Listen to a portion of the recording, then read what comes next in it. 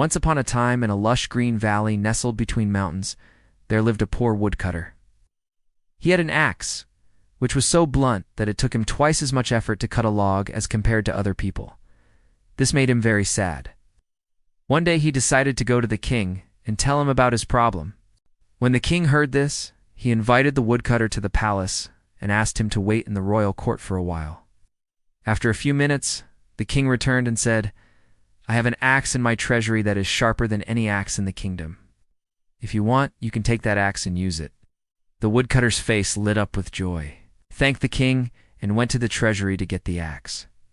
But to his surprise, the axe was not sharp at all. It was even duller than his own axe. The woodcutter was very upset. He went back to the king and explained everything. The king listened to him patiently and then said, "Tomorrow come back with that axe. I have a huge pile of logs to be chopped and I want you to chop them." The woodcutter had no option but to agree.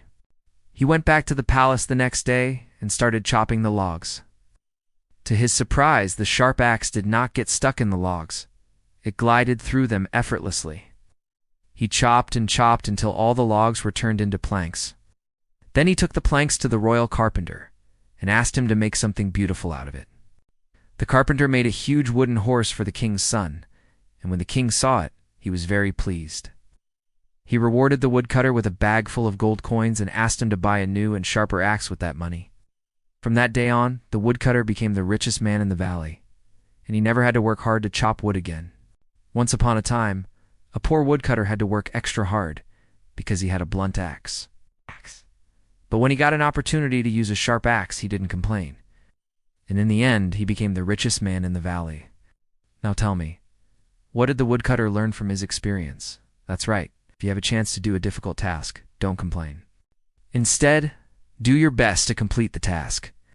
And remember, complaining never solves any problem.